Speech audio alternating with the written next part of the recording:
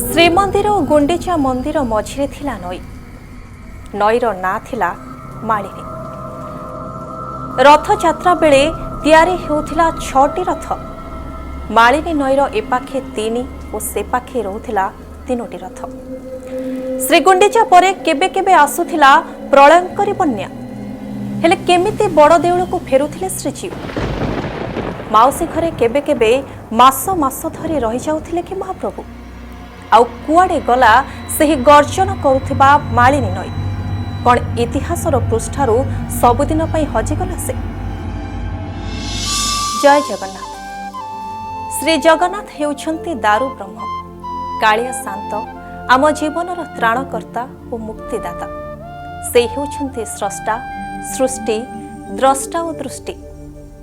ସେ ହିଁ ଜଗତର କର୍ତ୍ତା ଓ ନିୟନ୍ତା। ଯେଉଁଠି ଜଗନ୍ନାଥ ସେଇଠି ରହସ୍ୟ।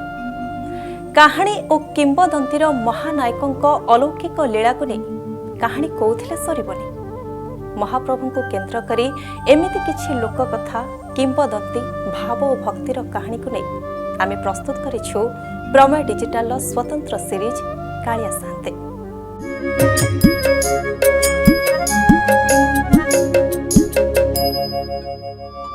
ରଥଯାତ୍ରା ପୂର୍ବରୁ ଭକତ ଭାବରେ ବନ୍ଧା ଶ୍ରୀ ଲୀଳାମୟଙ୍କ ସମର୍ପିତ ଏହି ଅଧ୍ୟାୟରେ ଆସନ୍ତୁ ଜାଣିବା କାହିଁକି ଦିନେ ଶ୍ରୀଜୀଉଙ୍କ ରଥଯାତ୍ରା ପାଇଁ ପ୍ରସ୍ତୁତ ହେଉଥିଲା 6ଟି ରଥ। 6 ରଥ ବଦଳରେ କେମିତି ଆରମ୍ଭ ହେଲା ଆଜିର ଏହି 3 ରଥର ପରମ୍ପରା? କ'ଣ କହୁଛି ଶ୍ରୀକ୍ଷେତ୍ରର ସେଇ ହଜିଯାଇଥିବା ଇତିହାସ? କାହିଁ କେଉଁ କାଳର କଥା? ଶ୍ରୀମନ୍ଦିର ଓ ଶ୍ରୀଗୁଣ୍ଡିଚା ମନ୍ଦିରର ଠିକ୍ ମଝିରେ ବହି ଯାଉଥିଲା ନଦୀଟିଏ। ନାଁ ତାର ଥିଲା ମାଳିନୀ। ଏହି ନଦୀଟି ଥିଲା ପ୍ରସିଦ୍ଧ ଶଙ୍ଖୁଆ ନଦୀର ଏକ ଶାଖା। ଏହା ବଡ଼ ଶଙ୍ଖ ଦେଇ ବାଙ୍କି ମୁହାଣଠାରେ ସମୁଦ୍ରରେ ମିଶୁଥିଲା।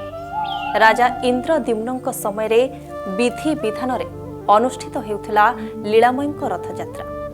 ହେଲେ ଇତିହାସ କହେ ସେତେବେଳେ ଆଜି ଭଳି ଏମିତି ସୁନ୍ଦର ପ୍ରଶସ୍ତ ବଡ଼ଦାଣ୍ଡ ନଥିଲା କି ଆଜି ଭଳି କେବଳ 3ଟି ରଥ ମଧ୍ୟ ନଥିଲା। କାରଣ ସେହି ବିଶାଳକାୟ ରଥଗୁଡ଼ିକ ପାଇଁ ନଦୀ ଅତିକ୍ରମ କରିବା ସମ୍ଭବପର ନଥିଲା। ତେଣୁ ମହାପ୍ରଭୁଙ୍କ ଯାତ୍ରା ପାଇଁ ମାଳିନୀ ନଦୀର ଏପାଖେ ଅର୍ଥାତ୍ ସିଂହଦ୍ୱାର ପଟେ ନିର୍ମାଣ ହେଉଥିଲା 3ଟି ରଥ, ଆଉ ସେପଟେ ମାଉସୀ ମା ମନ୍ଦିର ପଟେ ନିର୍ମାଣ ହେଉଥିଲା ଅନ୍ୟ 3ଟି ରଥ। ରଥଯାତ୍ରା ପାଇଁ ଏଭଳି ସମୁଦାୟ 6ଟି ରଥ ତିଆରି ହେଉଥିଲା।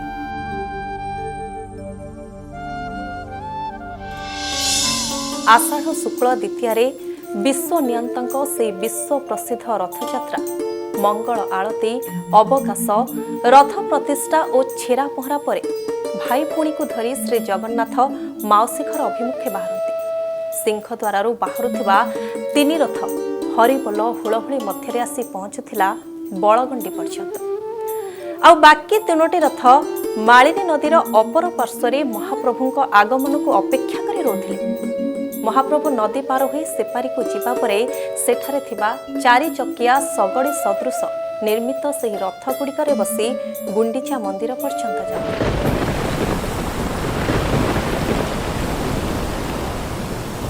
ହେଲେ ମାଳିନୀ ନଦୀ ଭକ୍ତ ଓ ରାଜାଙ୍କ ପାଇଁ ପ୍ରତିବର୍ଷ ବହୁ ଅସୁବିଧା ସୃଷ୍ଟି କରୁଥିଲା। ବେଳେବେଳେ ଆଷାଢ଼ ମାସରେ ମାଳିନୀ ନଦୀରେ ଭୟଙ୍କର ବନ୍ୟା ଆସିଯାଉଥିଲା। ଆଉ ବନ୍ୟା ଆସିଲେ ମହାପ୍ରଭୁ ଗୁଣ୍ଡିଚା ଘରେ ମାସ ମାସ ଧରି ଅଟକି ରହିଯାଉଥିଲେ। ସେ ସମୟରେ ବଡ଼ ଠାକୁରଙ୍କର ନୀତିଦିନିଆ ନୀତିକାନ୍ତିରେ ମଧ୍ୟ ପ୍ରବଳ ବ୍ୟାଘାତ ଘଟୁଥିଲା। ଦିନକର କଥା, ସେତେବେଳେ ଉତ୍କଳର ଗଜପତି ଥିଲେ ପ୍ରତାପ ଭାନୁଦେବ। ତାଙ୍କ ମା ପାଟ ମହାଦେଇ ଶ୍ରଦ୍ଧାମଣି ଦେବୀ ଥିଲେ ଶ୍ରୀ ଜଗନ୍ନାଥ ମହାପ୍ରଭୁଙ୍କର ଜଣେ ଅନନ୍ୟ ପରମ ଭକ୍ତ। ପ୍ରତିଦିନ ମହାପ୍ରଭୁଙ୍କୁ ଦର୍ଶନ ନ କରିବା ପର୍ଯ୍ୟନ୍ତ ସେ ଅନ୍ନ କି ଜଳ ସ୍ପର୍ଶ ସୁଦ୍ଧା କରନ୍ତି ନାହିଁ। ହେଲେ ସେ ବର୍ଷ ଆଷାଢ଼ ମାସରେ ଯେତେବେଳେ ମାଳିନୀ ନଦୀରେ ପ୍ରଳୟଙ୍କରୀ ବନ୍ୟା ଆସିଲା, ଶ୍ରଦ୍ଧାମଣି ଦେବୀ ମହାପ୍ରଭୁଙ୍କୁ ଦର୍ଶନରୁ ବଞ୍ଚିତ ହେଲେ। ପ୍ରବଳ ବର୍ଷା ଯୋଗୁଁ ନଦୀ 2 କୂଳ ଖାଉଥାଏ।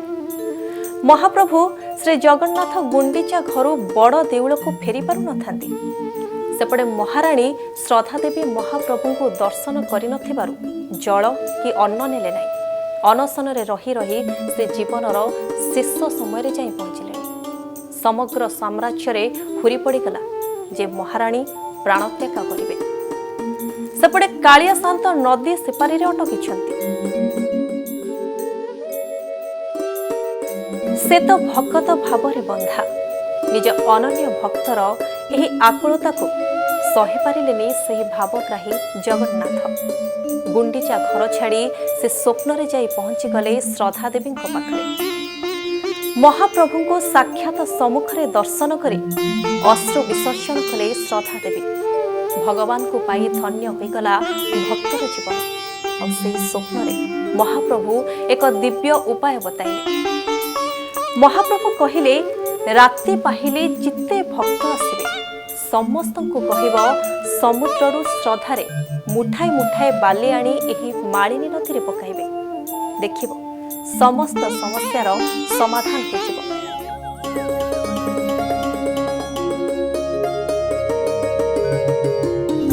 महाप्रभु को आदेश पाइबा परे श्रीक्षेत्र को आसुथिबा समस्त भक्त एकाठी हेले। श्रद्धार सह समुद्ररु मुठा मुठा झुड़ी झुड़ी बाली आनी सेमाने मालिनी नदी रे पकाइबाकु लागिले। देखु देखु से विशाल नदी भक्तों श्रद्धार बाली रे पोती होइगला। महाराणी को यह भक्तिपूत कार्य एवं भक्तों श्रद्धा जोगु से स्थानर नाम दिगला सरथापानी। एहासह नदी रे थिबा से गभीर गंड को पोती महाराणी एक विशाल पोल मध्य निर्माण करथिले, जहा वर्तमान बड़गंडी नाम रे समग्र विश्व रे परिचित। नदी संपूर्ण पोती होइबा परे श्रीमंदिररु गुंडीचा मंदिर पर्यंत एक सीधा सड़क रास्ता सृष्टि हैला, जार ना हैला आम प्राण सही बड़ दांड। आ सही दिन ठारू 6टी नुहे मात्र 3टी रथरे आरंभ हैला महाप्रभुଙ୍କ विश्व प्रसिद्ध रथ यात्रार अनन्य परंपरा।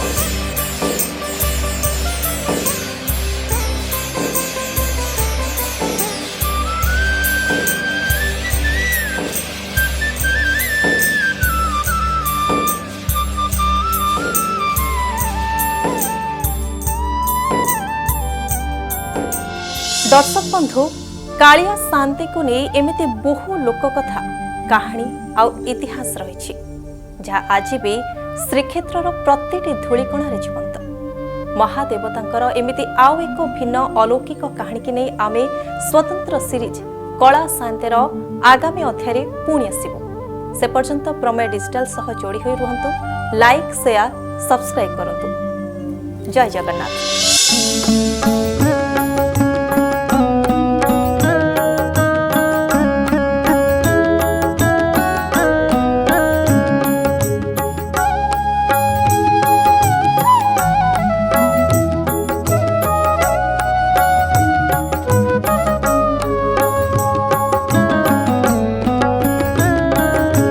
नमस्ते प्रभु जगन्नाथ, अनाथ लोकंकर नाथ। नमस्ते प्रभु वासुदेव, भक्त जनक बांधव।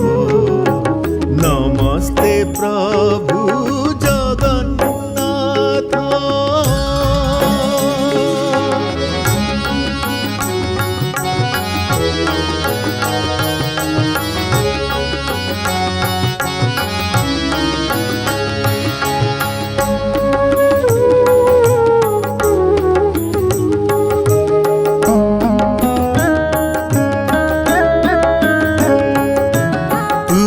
ब्रह्मा रुद्र विष्णु तुही, तो बिनु अन्य गति नहीं।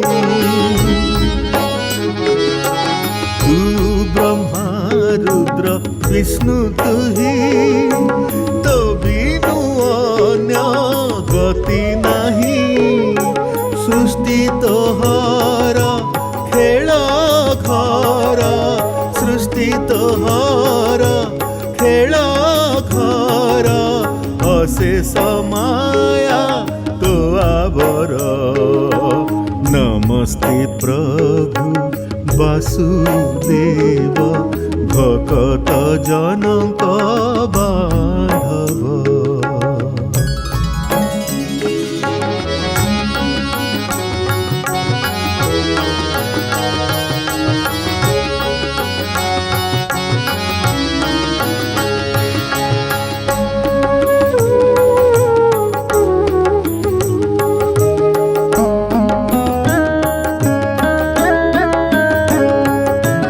ତୋହର ନିଶ୍ୱାସ ମରୁତ ଦେବେ ହୋଇଲେ କହୁଁ ଜାତ।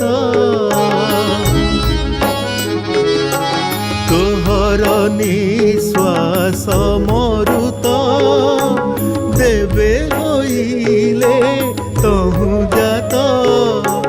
ତୁହିଟି ଅଗ୍ନି ଦେବ ଇନ୍ଦ୍ର, ତୁହିଟି ଅଗ୍ନି ଦେବ ଇନ୍ଦ୍ର। ନୟନୁ ଜାତ ସୂର୍ଯ୍ୟ ଚନ୍ଦ୍ର, ନମସ୍ତେ ପ୍ରଭୁ ବାସୁଦେବ ଭକତ ଜନକ ବାନ୍ଧବ।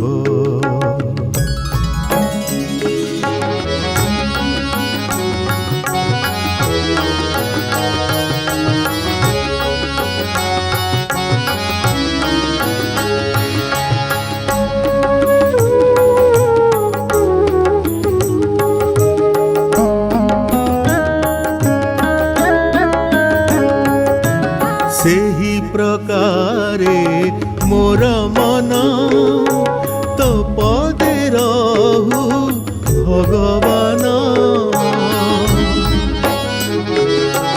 ସେହି ପ୍ରକାରେ ମୋର ମନ ତୋ ପଦେ ରହୁ ଭଗବାନ।